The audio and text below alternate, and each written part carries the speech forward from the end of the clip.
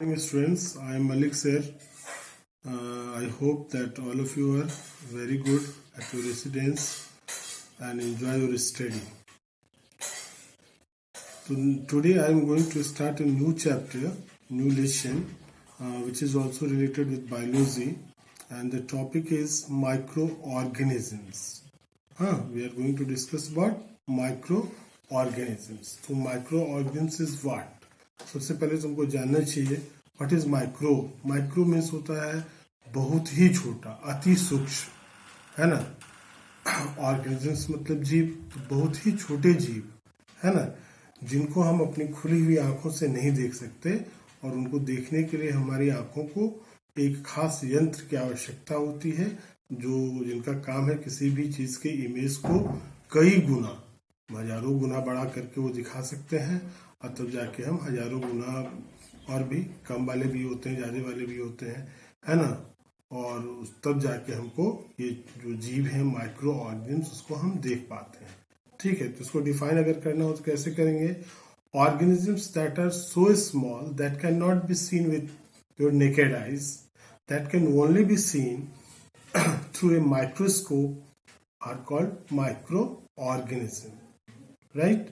What is organisms that cannot be seen with the naked eyes, but with naked eyes they can only be seen with the help of a microscope.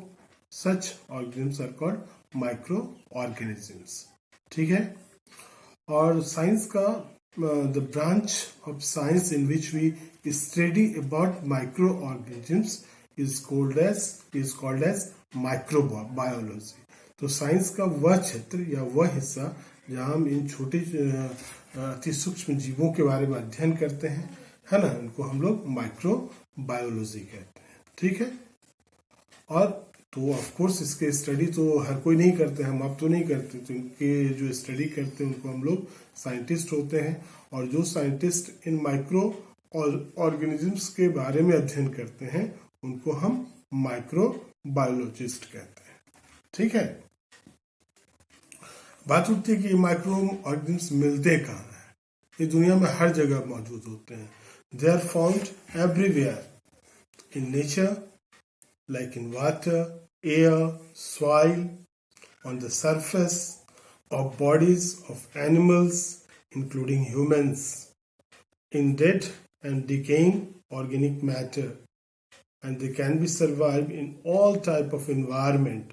और ये सभी तरह के environment में exist करते हैं, चाहे वो आइसी कोल्ड क्लाइमेट हो, डिजर्ट जहाँ पर बहुत ज़्यादा गर्मी पड़ती है वहाँ हो, हॉट स्प्रिंग्स हो, स्प्रिंग्स मतलब झरने, जो गर्म झरने होते हैं, हॉट स्प्रिंग्स, वहाँ भी वो एग्जिस्ट कर सकते हैं. मार्सी प्लेसेस जो दलदली एरियाज है, इन सब जगहों में भी वो एग्जिस्ट करते हैं.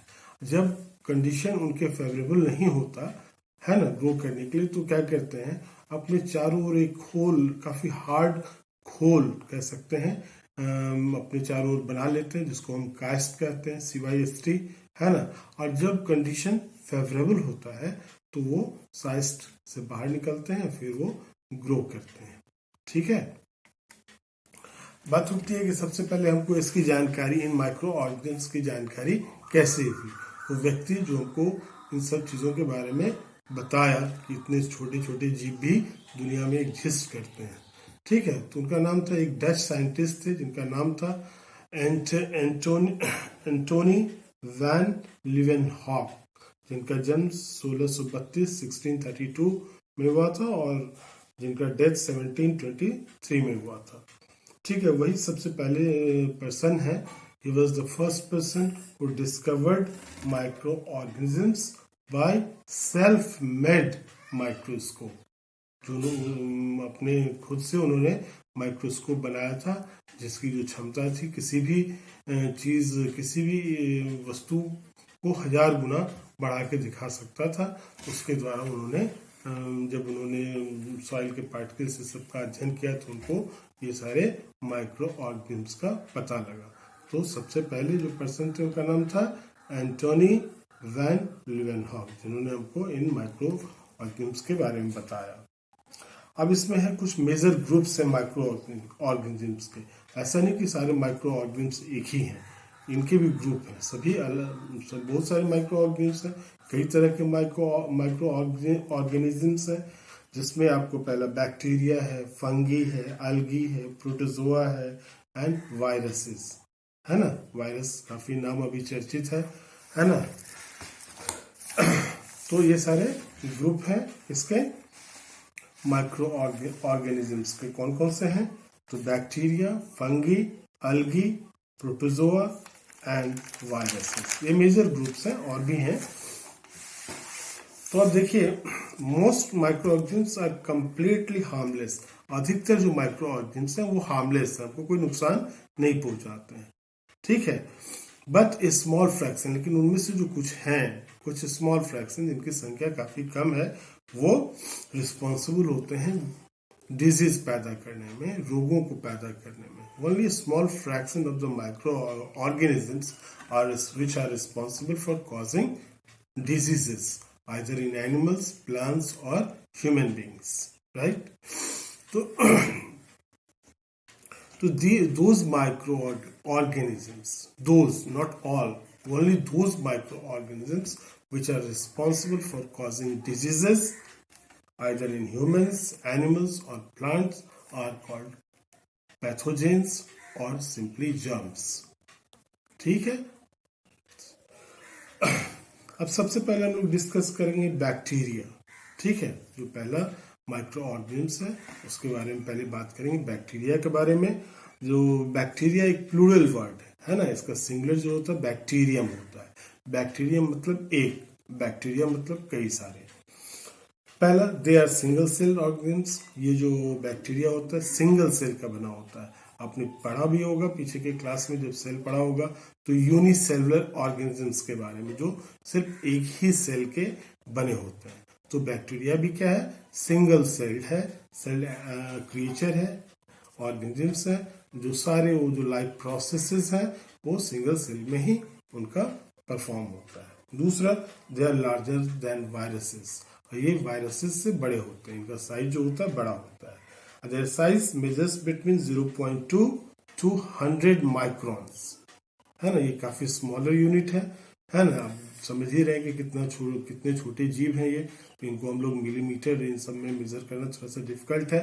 तो इसके लिए दूसरा यूनिट है माइक्रोन। तो इसका जो रेंज है ये 0.2 से लेकर 100 माइक्रोन्स के बीच में इसका साइज होता है। और 1 माइक्रोन जो होता है 1/1000 mm होता है, ठीक है। और इनका जो 3 मेन प्रकार है, 3 main types of bacteria exist, और भी हैं लेकिन 3 मेन टाइप्स ऑफ टाइप के हैं। पहला है रॉड शेप्ड बैक्टीरिया।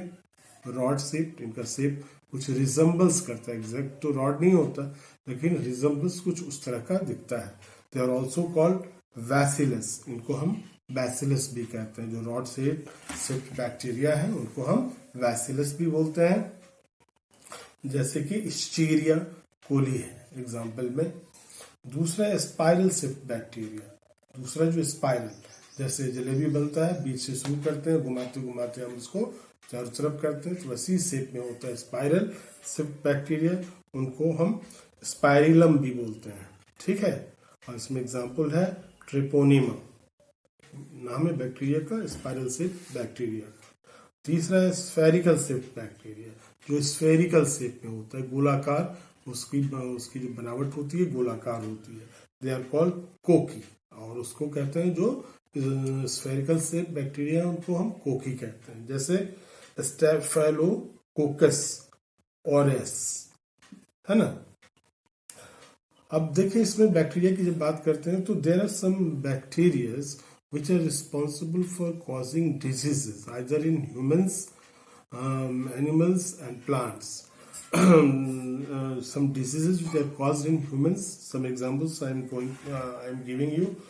Pneumonia है, cholera है, diphtheria है, tuberculosis that is TB, ये सारी बीमारियां हैं, ये सारे डिजीजेस हैं जो बैक्टीरिया के द्वारा कॉज किए जाते हैं, ठीक है। लेकिन इसका ये नहीं कि बैक्टीरिया हमारे लिए सिर्फ बीमारियां ही पैदा करते हैं, ये हमारे लिए कुछ अच्छी चीज़ों में भी मदद करते हैं।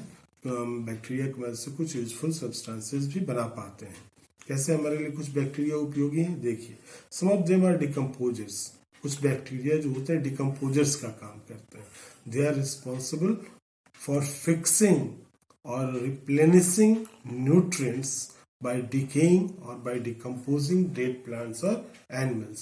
जो पेड़ पौधे या पत्ती वगैरह सब नीचे में गिरते रहते हैं, एनिमल्स मर जाते हैं, इनको क्या करते हैं, ये डिकम्पोज करते हैं, है ना, इनको सड़ा गला देते हैं और उनके अंदर जो न्यूट्रिएंट्स हैं उसको फिर से सॉइल में रिप्लेनिश करते हैं, मतलब फिर से डाल देते हैं, जो बाद में उगने वाले पौधे उसका यूज करते हैं। तो एक आप कह सकते हैं कि न्यूट्रिएंट के रिप्लेनिशमेंट का एक नेचुरल मेथड है जो डिकम्पोजर्स के रूप में बैक्टीरिया हमारे लिए करता है, किसानों के लिए करता है। दूसरा है नाइट्रोजन फिक्सिंग बैक्टीरिया, जिसको हम लोग पीछे भी के क्लासेस में भी चर्चा हुई है, राइजोबियम जिसका नाम है। ये ल्यूग्यूम्स जो दलहन के पौधे होते हैं ना, उनके रूट्स नोडल्स में गांठें होती हैं, जो वहां पर वो ये बैक्टीरिया मौजूद होती हैं, और जो एटमॉस्फेरिक नाइट्रोजन है उसको क्या करता है, वो एब्जॉर्ब करके और सॉइल में फिक्स करता है नाइट्रेट्स के फॉर्म में, नाइट्रोजन के कंपाउंड्स के फॉर्म में, जिसको बाद में प्लांट्स जो होते हैं यूज करते हैं अपने ग्रोथ के लिए या फिर प्रोटीन के सिंथेसिस के लिए। ठीक है, एटमॉस्फेयर में बहुत सारा नाइट्रोजन है, लेकिन प्लांट्स जो है उसको यूज नहीं कर सकते, डायरेक्टली यूज नहीं कर सकते, तो लेकिन पेड़ पौधे तो यूज करते आ रहे हैं, तो फिर वहां पर डिफिशियंसी हो जाती है नाइट्रोजन की। तो ये और भी कई तरीके हैं नाइट्रोजन फिक्सेशन के, जैसे लाइटनिंग हुआ, लेकिन ये भी बैक्टीरिया जो होता है राइजोबियम, ये नाइट्रोजन को नाइट्रेट या नाइट्रोजन के कंपाउंड के रूप में फिक्स करता है, और इसको प्लांट बाद में यूज करते हैं अपने ग्रोथ के लिए या फिर प्रोटीन के सिंथेसिस के लिए। इसका यूज फूड आइटम्स बनाने में भी होता है, जैसे दही का फॉर्मेशन है दूध से, formation of curd from milk. The bacteria which is responsible for it is lactobacillus, है एक बैक्टीरिया जो दूध को दही में कन्वर्ट करता है। हम लोग जो दूध को थोड़ा गर्म करके फिर हल्का ठंडा गुनगुना दूध में जो अलग से दही डालते हैं, जोरन डालते हैं, एक्चुअली हम लोग उसमें क्या ऐड करते हैं, लैक्टोबैसिलस जो बैक्टीरिया है उसको डालते हैं, जो बाद में दूध को दही में बदल देता है। इसी तरह से चीज समझ रहे हैं आप, चीज को बनाने में भी इसका यूज होता है। They are used in alcohol industries, alcohol industries में या अल्कोहल को बनाने में भी इसका यूज करते हैं by the process of fermentation के द्वारा, है ना। अल्कोहल का प्रिपरेशन बैक्टीरिया की मदद से होता है। और इसका जो सबसे अहम पार्ट है कि इसका यूज इन बैक्टीरियाज का यूज हम मेडिसिन बनाने में भी करते हैं, जिसको हम लोग एंटीबायोटिक्स कहते हैं। कई तरह के एंटीबायोटिक्स हैं जो डिजीज को या डिजीज के रोकथाम में या उसको समाप्त करने में के लिए बनाया जाता है एंटीबायोटिक्स को। तो कुछ एंटीबायोटिक्स जो हैं आपको है एरिथ्रोमाइसिन है, स्ट्रेप्टोमाइसिन है, टेरासिलिन है, ये सारे एंटीबायोटिक्स हैं जो बैक्टीरिया से बनाए जाते हैं। They are also used in separation of jute fibre from the stem.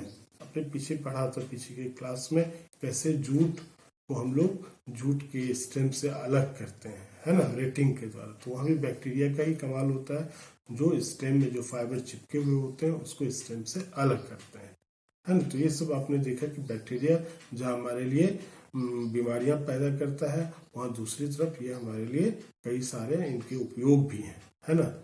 तो आज यहाँ सिर्फ बैक्टीरिया तक ही हम करेंगे, कल कुछ और जो माइक्रो ऑर्गेनिजम्स हैं उनके बारे में पढ़ेंगे, फंगी है, प्रोटोजोआ है, इन सब चीज़ों के बारे में।